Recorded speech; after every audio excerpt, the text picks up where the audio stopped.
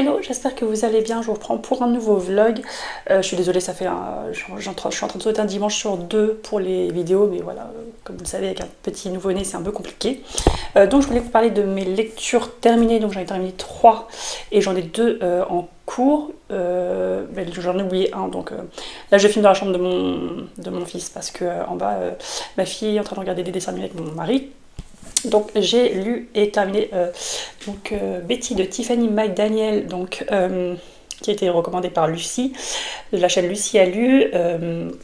Alors j'avoue que j'ai mis du temps à l'acheter et j'ai mis du temps à le lire parce qu'il est très sombre et que j'avoue que j'avais un peu peur. Alors je lis des thrillers, etc. Mais c'est vrai que là c'est plus réaliste parce que c'est pas vraiment des histoires de meurtre, etc. On aborde pas mal de thèmes compliqués comme le viol, les violences faites aux femmes, que ce soit physique ou psychologique, le racisme, la discrimination, etc. Il y a énormément de choses qui se passent dans ce roman et heureusement qu'il y a quelques petites choses, un peu de lumière, on va dire, un peu d'espoir, parce qu'on a un père qui est très aimant et très bienveillant à l'égard de ses enfants et heureusement en fait. Donc du coup, là en fait on va suivre Betty Carpenter qui est 6ème de 8 enfants, sa mère est blanche mais son père est cherokee et c'est pour ça qu'elle est la victime de racisme et de discrimination, comme son père aussi. En fait, les parents blancs ne veulent pas que leurs enfants jouent avec elle en fait et ne veut pas qu'il la touche parce que sinon elle serait malade, etc. Enfin c'est vraiment des a priori insensés et voilà, donc en fait on la suit toute petite et elle va grandir au fur et à mesure. Elle va rencontrer des personnes plus ou moins bienveillantes, elle va aussi rencontrer des personnes bien malveillantes, mais voilà, le père il reste très bienveillant dans le sens où il essaie de lui faire voir le positif dans les choses et de la faire grandir en fait dans la bienveillance et surtout ne pas répondre à ses méchancetés et surtout faire attention du coup à rester dans le droit chemin. Voilà. Donc voilà. Et puis vous avez aussi toute cette magie, ce truc de cette culture en fait, du père qui est très différente en fait de la culture occidentale et où il voit beaucoup de choses dans la nature, l'humain en soi, ce qu'il y a de bon, enfin voilà, c'est beaucoup de choses comme ça. Voilà, je vais pas aller davantage dans le récit parce que c'est plus un récit de vie, entre guillemets, vous n'avez pas vraiment d'intrigue, mais voilà, j'ai beaucoup aimé. Je voulais lire du côté sauvage, mais apparemment il est beaucoup plus sombre. Mais on vient me dire qu'a priori il y a peut-être aussi un peu d'espoir, mais voilà, d'après Lucie, c'est beaucoup plus sombre, il y a un peu moins de côté lumineux, on va dire ça comme ça. Donc on va voir, mais en tout cas c'était une très bonne lecture. Voilà, je crois que est-ce que c'est pas mon premier Gallmeister que je lis. Je vais attendre que du côté sauvage, qui est sorti cette année ou la fin de l'année dernière en brochet, je vais attendre qu'il sorte en poche, parce que j'aime beaucoup les collections totem, comme ça je les trouve très très jolies. Ensuite, j'ai lu Les 7 maris d'Evelyn Hugo, donc chez Hauteville de Taylor Jenkins Reid. Donc c'est un roman que Taylor Jenkins Reid, j'ai du mal à le dire, j'avais lu Daisy Jones and the Six, donc chez Charleston, que j'avais beaucoup aimé. C'est sous forme d'interview, donc c'est vrai que le format peut être un peu dérangé, mais j'avais beaucoup aimé. La série est sortie, mais j'ai pas trop envie de la regarder en fait. Et du coup, je me suis dit que le prochain de cette autrice que je voulais lire, c'était celui-ci, parce qu'il y en a plein d'autres qui sont sortis, comme Les Sirènes de Malibu. Je crois d'ailleurs qu'on voit un des personnages de Daisy Jones and the Six, ou Le 7 maris d'Evelyn Hugo, je ne sais plus. Et il y en a beaucoup d'autres qui sont sortis, mais celui-ci était ma priorité. Et j'ai adoré, voilà, j'ai mis 5 étoiles. Donc on va suivre en fait Evelyn Hugo, qui est en fait une légende du cinéma, qui a 80 ans et qui va en fait faire appel à une journaliste donc, qui s'appelle Monique Grant et va vouloir lui dévoiler toute son histoire et les vérités sur sa vie, et notamment sur ses 7 mariages, mais aussi sur sa vie de manière générale.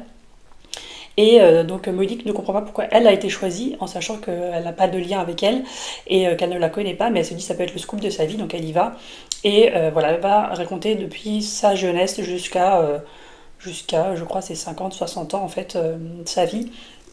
Et donc forcément, c'est cette Marie et c'est ses espoirs, ses déboires, et surtout on voit aussi l'envers du décor du cinéma, donc à ce qu'à l'époque en fait on devait faire pour obtenir une place, pour obtenir un rôle, euh, la compétition féroce qu'il y avait entre les acteurs, entre guillemets, pour avoir des trophées et pour avoir des rôles aussi. Et puis on va aussi aborder des thèmes comme le féminisme, forcément parce qu'elle est très très féministe, très avant-gardiste par rapport à son temps, la discrimination, parce que de base en fait elle est à moitié cubaine, si je dis pas de bêtises. Et donc forcément quand elle était plus jeune, elle était victime de discrimination. On va parler de violence conjugale, on va parler aussi de, euh, de viol, etc. Donc il y a pas mal aussi de thèmes importants. Et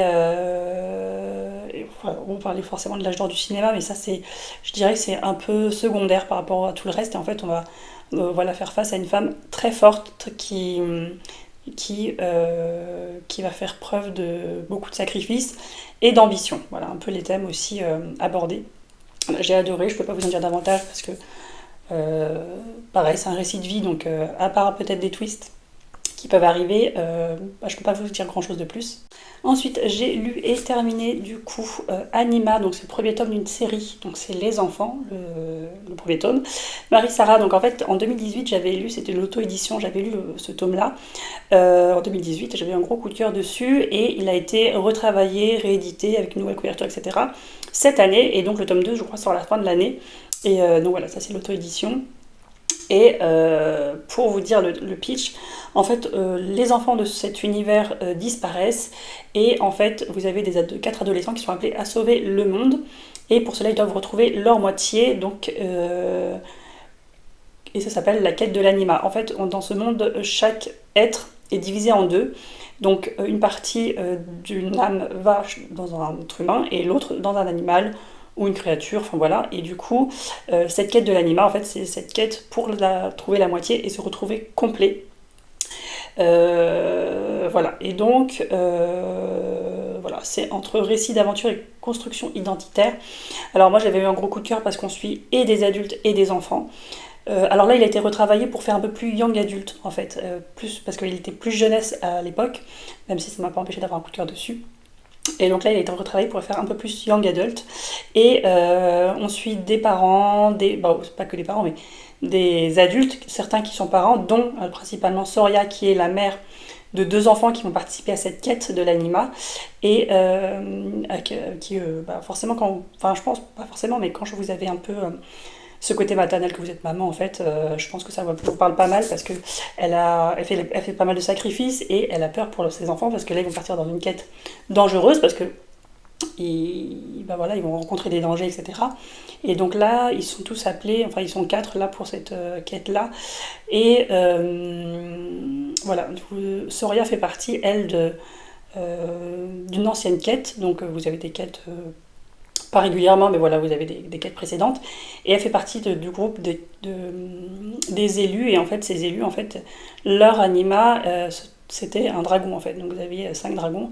Et là, en fait, c'est la quête des uniques. On ne sait pas, en fait, quels seront les animas. Ce qui est un peu effrayant pour les enfants, je pense. Mais plus pour les parents.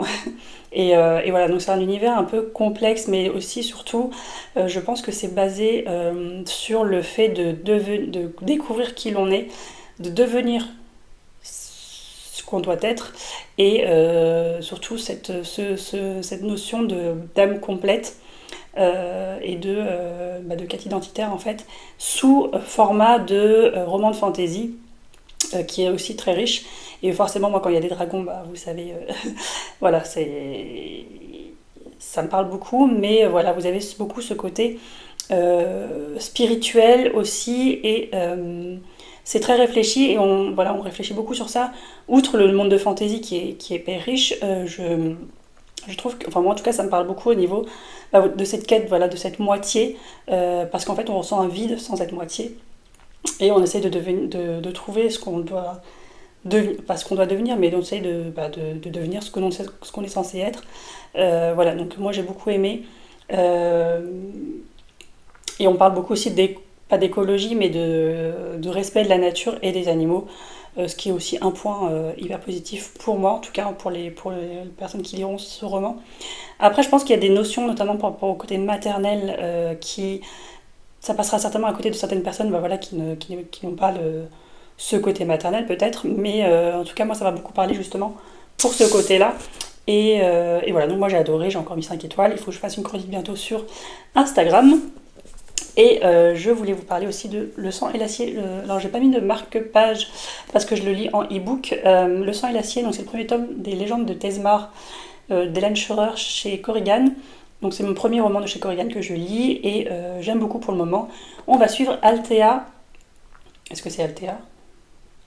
Parce qu'Althea c'est peut-être aussi dans Les Aventuriers de la mer, je sais plus. Donc en fait, qui a un rêve de devenir l'une des guerrières légendaires du royaume, sauf que dans ce royaume-là, les femmes sont interdites de porter des armes, parce qu'il y a une prophétie qui dit que une femme portant une arme, une épée, je crois, je sais plus, en fait, va mettre le monde dans le chaos. Et elle va plonger le monde dans le chaos plutôt. Et du coup, depuis, toutes les femmes sont interdites de porter des armes blanches, enfin des épées, des dagues, etc. Et elle, en secret, elle porte une dague dans sa botte. Et elle a appris à se battre, etc. Parce qu'elle veut devenir une des guerrières légendaires, protectrice de Tezmar, sauf qu'en fait, il n'y a que des hommes. Voilà. Depuis la prophétie. Et par contre, c'est pas par contre, mais petit bémol, c'est qu'en fait, un oracle lui a prédit sa mort à l'âge de 27 ans. C'est-à-dire dans 3 ans, par rapport à son âge actuel, parce qu'elle en a 24. Et elle va demander à la guilde de faire une exception pour la prendre dans leur rang, et voilà, j'en suis à là. Et voilà, son instructeur, Walder Hawthorne, qui est un des 3 derniers, c'est les glaives de Tezmar, c'est un peu des guerriers légendaires, qui sont un peu au-dessus de tout. Eh bien, l'un d'eux va devenir son instructeur et forcément, il voulait pas de femmes dans les rangs. Voilà, c'est souvent comme ça dans les romans de fantasy et il va s'y opposer. Donc après, là, je sais pas ce qui va se passer, mais bon, forcément, j'imagine que s'il n'y aurait pas d'histoire, si elle n'intègre pas la guilde, au moins en tant qu'apprenti. Donc voilà, j'ai hâte de lire la suite. J'ai eu beaucoup de coups de cœur et de très bonnes lectures dans les avis anglophones. Alors, francophones, j'ai pas trop regardé. Là, le tome 3 vient de sortir, je crois, en français. Et je crois qu'il y a 4 ou 5 tomes au total en VO, et le dernier tome est sorti là, ce début d'année en VO. Donc voilà, là ils éditent assez vite, parce que celui-là et le deuxième tome sont sortis en 2024, et là on a eu en 2024. Celui-là est sorti en 2023 ? Non, 2024, je crois que les deux premiers tomes sont sortis en 2023, je crois. 2024, pardon. Bref, j'ai vraiment hâte. Bon, c'est un petit pavé, mais et je le lis très lentement. Je suis un peu déçue parce que je crois que c'est que mon 6e livre de ce mois-ci, mais bon, voilà, on va dire qu'avec la maternité et tout ça, c'est un peu compliqué. Donc je pense que je vous reprends quand j'aurai fini celui-ci, et j'ai aussi une autre lecture, mais je vous en parlerai parce que j'ai à peine commencé tout à l'heure. Donc je pense que quand je vous reprends, ce sera pour clôturer le vlog et pour vous parler de ces 2 dernières lectures. Quoique j'avais aussi une autre lecture en LC que je dois lire avant la fin du mois. Je verrai, voilà. Dans tous les cas, je pense que la prochaine fois que je vous prendrai, ce sera pour clôturer le vlog. Hello, je vous reprends du coup pour clôturer ce vlog. Ça fait peut-être 10 jours que je vous ai pas pris. Donc du coup, j'ai terminé Le sang et l'acier d'Hélène Scheurer, donc premier tome des légendes de Tezmar chez Corrigan. J'ai beaucoup aimé, donc je sais plus, je crois que je vous ai parlé du résumé. Forcément, voilà, c'est une romantécie, donc on sait comment ça va se passer. Il va l'entraîner par un concours de circonstances, mais voilà, c'est plutôt voilà, une romantécie. Il y a des choses qui sont prévisibles, mais voilà, j'aime beaucoup l'univers. Et en fait, vous avez une sorte de voile sombre, d'où sortent, de temps en temps, il y a des fissures, et d'où sortent des monstres, des spectres de l'ombre, qui prennent possession des corps et qui tuent, qui font plein de choses. Et du coup, les gardiens, et particulièrement les glaives, sont les seuls qui ont des armes d'acier narvien, je crois, qui peut tuer ces spectres. Donc c'est pour ça qu'ils sont aussi légendaires. Et voilà, on va suivre tout ça. Forcément, il y aura des rapprochements, forcément, il y a des scènes de bataille. Et en fait, il y a un rite... En fait, il y a des séances d'entraînement, et en fait, l'initiation, en fait, vous pouvez mourir, en fait. J'ai l'impression vous savez un peu ce truc dans Fourth Wing, où en fait, au début, pour possiblement devenir dragonnier, vous devez traverser une corniche et peut-être tomber dans le vide. Et ben là c'est pareil, sauf que ils peuvent s'entretuer, ils peuvent pareil tomber dans le vide à un moment donné ou se faire attaquer par quelque chose, etc. Donc voilà, c'est une initiation qui décourage beaucoup de personnes, il y en a beaucoup qui abandonnent en fait avant. Voilà, j'ai beaucoup aimé, j'ai déjà le tome 2 dans ma palle. Je sais pas quand est-ce que je vais lire, mais bon, je pense que ça va pas trop tarder. Sachant que le tome 3 est déjà sorti et le tome 4 est annoncé pour la fin de l'année. Étant donné que là, le tome. Alors, c'est le tome 4 ou le tome 5 qui vient de sortir en VO, je ne sais plus. Mais Corrigan traduit très très vite, je trouve, les romans, donc c'est très bien. Moi, je pense que j'aurais pas beaucoup à attendre parce que déjà, quand j'ai commencé à lire celui-ci, le tome 3 venait de sortir en traduction. Donc là, le tome 4 va arriver. Je sais pas si c'est une série en 4 ou 5 tomes, mais dans tous les cas, le temps que je lise les 2, 3 et 4, je pense que voilà, j'aurais pas trop à attendre. Donc voilà. Et je voulais aussi vous parler de deux autres lectures que je ne vous ai pas présentées. J'ai lu Rebel University de Alfreda Henry et Alicia Garnier. C'est mon fils. Qui essaie de papoter. Donc c'est le premier tome, Hot as Hell, chez Hugo Roman. Vous savez que je ne lis pas beaucoup de romances, mais Marine du Content d'Orléans m'avait quand même bien tenté quand elle a fait son post Instagram, parce que apparemment il y avait des thèmes assez bien abordés, notamment le body positivity. Je pense que vous savez ce que c'est. En fait, on suit du coup Harper, qui est une femme ronde, enfin une jeune femme plutôt, qui tient du coup un compte Instagram sur le body positivity et qui va, par un concours de circonstances, entrer en contact avec Hunter, qui est un hockeyeur, voilà. L'équipe de hockey est très très populaire dans cette université et forcément, par un concours de circonstances, ils vont se rencontrer et devoir faire des choses ensemble par rapport à l'université, et forcément il va y avoir des rapprochements. Et ce que j'ai bien aimé, c'est que lui, en fait, il voit pas du tout ses rondeurs comme quelque chose de répugnant ou de repoussant. Il va la trouver très belle dès le départ. Bon, après il y a des scènes un peu olé olé, voilà, forcément ça reste de la New Romance, mais voilà, outre ces scènes là où moi ça m'attire pas spécialement, j'ai beaucoup aimé ce côté là de body positivity. Il y a beaucoup de messages à ce niveau là. Et puis vous avez aussi sa meilleure amie qui, elle, est assez svelte, voilà, qui, on va dire, pourrait être plus populaire, mais en fait, c'est sa meilleure amie et elle voit pas du tout. Elle arrête pas de lui faire des compliments, voilà, j'ai beaucoup aimé ce côté-là. Et puis vous avez quand même cette équipe de hockeyeurs qui est, voilà, c'est un peu la bande de potes. Voilà, ils n'arrêtent pas de se charrier, etc. Mais ils pourraient se battre pour protéger l'autre. Donc voilà, c'est un peu cet esprit de camaraderie que j'aime beaucoup. Voilà, j'ai beaucoup aimé. Alors dans le deuxième tome, j'ai vu qu'on suivait deux personnages du coup qu'on déjà ici. Je vais peut-être continuer en e-book plutôt, parce que c'est vrai que la New Romance les a achetés, même si c'était d'occasion. Je vais peut-être continuer parce que j'ai les trois autres, 2, 3 et 4 en e-book, donc je pense que je vais continuer, mais plutôt en e-book. Voilà, c'était une bonne lecture. Alors moi la New Romance c'est pas non plus mon truc, mais voilà, ça m'a fait passer un bon moment, surtout que je l'ai lu pendant un moment où j'arrivais pas trop à lire, parce qu'avec bébé, la fatigue, tout ça. Et ensuite, le dernier livre à vous présenter, c'est Le Lys de Feu, tome 1, La prophétesse de Jacqueline Benson, chez l'édition Rivka. Donc c'est une édition reliée toute simple, hein, mais voilà, c'est à 18 €, donc ça va, je trouve. Et j'ai adoré. Voilà, et chez l'édition Rivka, je n'ai lu que le tome 1 et 2 de Gods of Men. Et je me dépêche parce que bébé commence à chouiner. Et j'ai adoré. Et d'ailleurs, je viens d'acheter le tome 3. Oui, j'ai mis du temps à le prendre. Et je vais essayer de le finir là pendant le Pumpkin Autumn Challenge, parce que je l'ai mis dans ma page du Pumpkin Autumn Challenge. Et là j'ai lu Le Lys de Feu, donc, où on va suivre du coup Lily en 1914, qui a des prémonitions funestes, donc de la mort de certaines personnes, sauf qu'elle n'arrive jamais à empêcher la mort. Bizarrement, il y a toujours quelque chose qui vient l'en empêcher.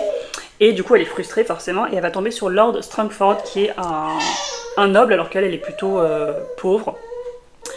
Et lui, c'est un baron solitaire qui est hanté par ses pouvoirs extraordinaires. Donc en fait, vous avez deux personnes avec des pouvoirs qui vont se rencontrer. Il y a une petite romance qui va s'installer, mais très mignonne, très slow burn, que j'ai beaucoup aimé. Mais vous avez aussi toute cette histoire, c'est un peu sombre, parce qu'on est à Londres en 1914, un peu Enfin moi, à chaque fois quand on parle de Londres avec des histoires de meurtre, etc., c'est toujours voilà, cet esprit un peu Jack l'Éventreur, etc., donc j'aime beaucoup. J'aurais très bien pu lire pendant la période halloweenesque, mais bon, je vais lire le tome 2 là... en septembre, le tome 3 en octobre et le tome 4 en novembre. Donc si c'est dans la même vibe, ça va le faire. Et voilà, c'est une romance slow burn, donc du coup j'ai beaucoup aimé ça. Et surtout cette ambiance un peu macabre, parce qu'en fait vous avez des meurtres. Et forcément ça... et en fait ce sont des meurtres qui sont sur des jeunes femmes qui ont des pouvoirs un peu divinatoires, un peu comme ça, de voyance, etc. Donc il y a quelque chose forcément qui les lie. Et j'ai beaucoup aimé, voilà. Et puis Lily est une personne, même si elle vit dans la pauvreté, etc., elle est très... elle a du répondant, elle ne cesse pas de marcher sur les pieds, et voilà, elle est pour l'émancipation de la femme, en fait. Et ça, j'ai beaucoup aimé aussi ce côté-là. Donc, je lis le tome 2 là, au mois de septembre, c'est prévu, je l'ai mis dans ma page, je l'ai commandé, voilà. Voilà. Donc, voilà, c'est une saga que je pense que je vous recommanderai. Je vous en reparlerai quand j'aurai fini les 4 tomes qui sont déjà tous sortis. Mais j'ai entendu beaucoup de bien, et les éditions Rivka font quand même... un travail, un beau travail, parce que c'est toujours des éditions reliées, mais à 18 €. Voilà, il n'y a pas de jaspage, il n'y a pas de foil, etc. Mais voilà, c'est de la bonne qualité, je trouve, au niveau des pages et de l'ensemble de l'objet livre de manière générale. Et pour le moment, tout ce que j'ai lu de chez eux, voilà, j'adore. Donc voilà, n'hésitez pas à me dire ce que vous lisez en ce moment, si ces livres, si vous les connaissez, si vous les avez lus. Et n'hésitez pas aussi à me mettre un petit commentaire. Et écoutez, on va dire peut-être... par rapport à ce livre-là, peut-être un livre, pas un livre, mais un emoji rappelant Londres. Donc soit le drapeau de l'Angleterre, soit la tour de Londres, enfin n'importe quoi qui rappelle Londres, ou les gardes, voilà, donc en rapport avec ce livre. Et puis moi je vous dis à bientôt pour une prochaine vidéo.